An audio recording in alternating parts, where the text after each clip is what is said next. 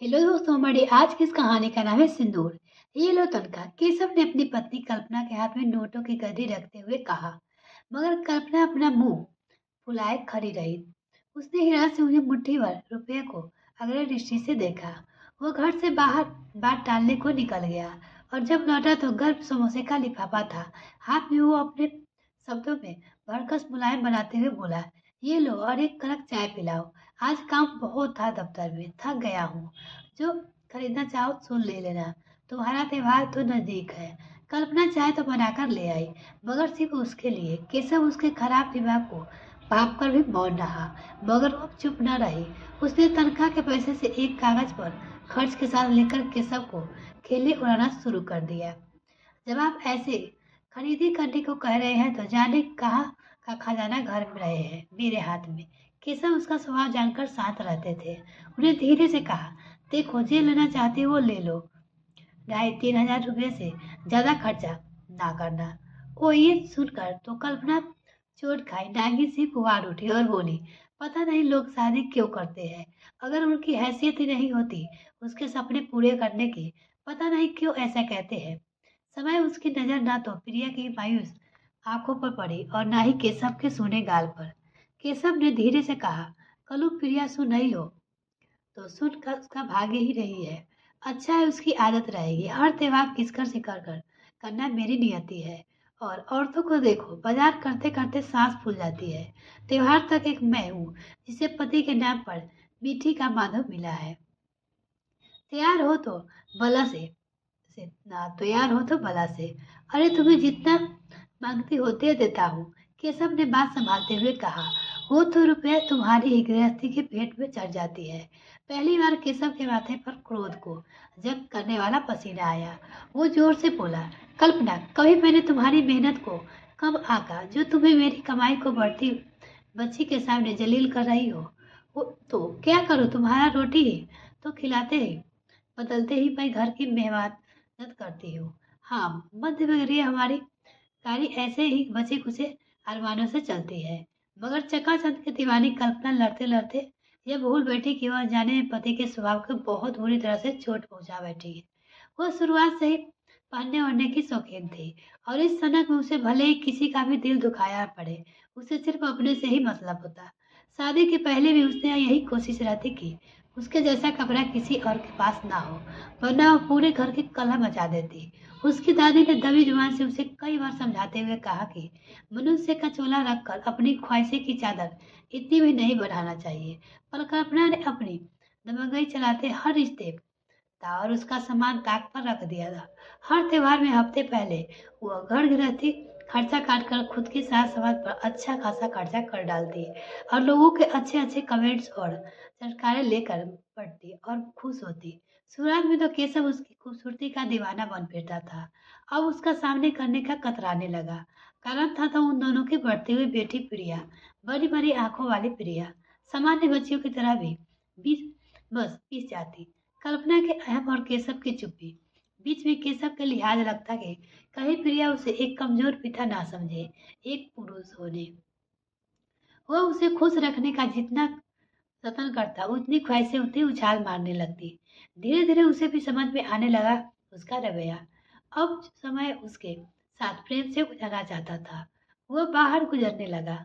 हाँ, समय काटने की गरज से वह बाजार में ही नौकरी के बाद एक अकाउंट का काम देखने लगा। घर जाता तो बस खाने और सोने के लिए। धीरे धीरे उसने अपना कमरा अलग किया और खाने सोने की व्यवस्था रखने लगा। मगर शाम को आया तो एक खूबसूरत महंगी साड़ी हाथ में लेकर और प्रिया को आवाज दी, माँ को दे दो, आओ। प्रिया लेकर गई तो उसके अंदर एक मंगलसूत्र भी था जिसे देखकर कल्पना का निहाल हो गई। उसने केशव की मनपसंद खीर प्रिया के हाथ में भेजने की कोशिश की, मगर उसने ठंडेपन से मना कर दिया। खैर, उसे न कोई पढ़ना था और ना ही पढ़ा। वो अपनी धुन में मस्त रही। उसकी सारी तैयारियां पूरी थी, त्योहार में भी ज्यादा समय ना बचा था। मगर 3 दिन से केशव भी उसे शक्ल भी देखने को ना मिला थी।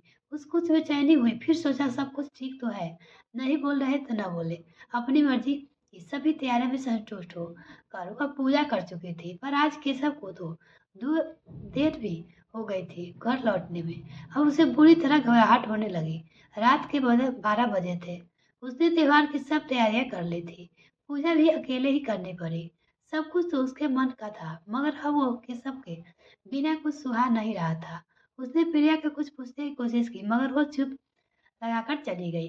घर वाले ने भी उसे कुछ न कहा, बस उसे कुछ ऐसा लगा कि उसने कुछ छुपा रहे हैं। थोड़ी देर बाद उसने रिक्शे पर केशव को उसे सहकर्मी के साथ बैठे देखा। वो सहम को उधर दौड़ी तो उसने इशारे से उसे मना कर प्रिया को बुलाया और दवा देते हुए कहा, इन्हें परेशानी थी आंखों में और सड़क पार करते हुए एक्सीडेंट हुआ था और बेहोश हो गए थे, पर भाभी को तो बताने को मना किया था। दीप चढ़ी और केशव करना की तनाव ना हो। केशव कल्पना की तरफ मुंह फेर कर सीधे अपनी माँ के कमरे में जाकर लेट गया। जब कल्पना ने ये बेरुखी सहन नहीं हो रही थी तो वो बड़का से उसकी तलब की, मगर केशव अपनी जेब से एक पुड़िया निकाल कर कमजोर आवाज से कहा, फिर ऐसे अपनी माँ को दे दो। नहीं चाहिए मुझे, वो जो से रोने लगी। ये क्या हो गया है आपको? पहले भी मैंने बहुत मनमानी की, मगर आपने कभी ऐसे दिल पर ना लिया। क्या करना करना कल्पना, जब तुम कुछ सुनने के लिए राजी ही नहीं थी तो क्या कहना चाहता? क्या सुनता? तुम्हारी आंखों पर चढ़ी चकाचौंध और बाजार घाट की पट्टी ने तुम्हें बुरा बनाया है, मैंने ही नहीं। तुम्हें खुश रखने की कोशिश में अपनी जरूरत तो पीछे ही करता गया, मगर तुम अपने गुस्से के आगे कुछ देख ही ना पाई। देखी तो, मगर बहुत देर नजर पड़ी। डॉक्टर के पर्चे पर लिखा था कि आपकी आंखों का ऑपरेशन जरूरी है। कोई और होती तो शायद अपनी गृहस्थी बचाती। मुझे मतलब ही ना आपके आंसू देखे और ना ही आपके मन। बस भगवान से यही मनाती हूँ कि सब ठीक हो जाए। जो बात आप मुझे कहकर समझा पाए, सब बातें मुझे अपनी बेरुखी से समझा दीजिए। दुल्हन, दाम्पत्य दरअसल असली सुंदरता दूसरे के साथ देने से ये सिंदूर का नाता तुम दोनों के मध्य एक दूसरे की सुरक्षा है। केशव की माँ ने कहा, तुम घर में हो तो बेफिक्र हो और ठीक हो, और तुम सुरक्षित हो, ये लाल रंग ना हो तो सब फीका है। देख रही हो मुझे? और कल्पना के सहम कर कहा, अम्मा जी और प्रिया के पापा, मुझे मेरी नादानी के लिए माफ कर दीजिए। सच्चे दिल से शर्मिंदा हूँ, और मुझे हो सके तो तुझे माफ कर देना प्रिया, क्योंकि एक माँ सब बर्दाश्त करती है, अपनी संतान की नजर से गिरना नहीं।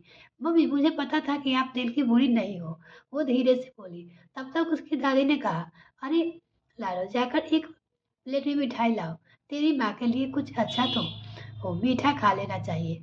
और प्लेट मेज पर रखकर दोनों बाहर निकल गए। अब कमरे में केशव और कल्पना अकेले थे। उसके हाथ जोड़कर कहा, सुनिए जी, माफ कर दीजिएगा मुझे। समझो में आ गया है, मेरी असली गहना सिर्फ आप हो। मेरी सिंदूर पे पता है, अकेले पूजा करते समय सब था मेरे पास, और सब बेकार लग रहा था आपके बिना। लग रहा था कि बस किसी तरह आपको देखूं तो सुकून पाऊं। मन में बड़े बुरे ख्याल आ रहे थे कि आप सब कुशल हो। सब अब कब ये नहीं करूंगी। कोई बात नहीं, जब भागो तो ही सवेरा। मुझे पता था कि देर सवेर तुम भी समझोगे ही। लजित कल्पना को समझ में नहीं आ रहा था कि प्रिया अपनी बेटी से ही वो किस तरह आंखें मिलाए। केशव, कल्पना, जीत करना गलत नहीं, मगर परिस्थितियों को समझकर काम करने से परिवार में बुरे होते हैं।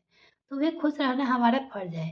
हाँ जी, सब कुछ वैसे आपके ही घर के सब कुशल आते हैं। सिंदूर की लाली पूरे घर में दौड़ गई, सुरक्षा कवच की तरह। मिलते हैं नेक्स्ट वीडियो, तब तक के लिए bye. Thanks for watching this video.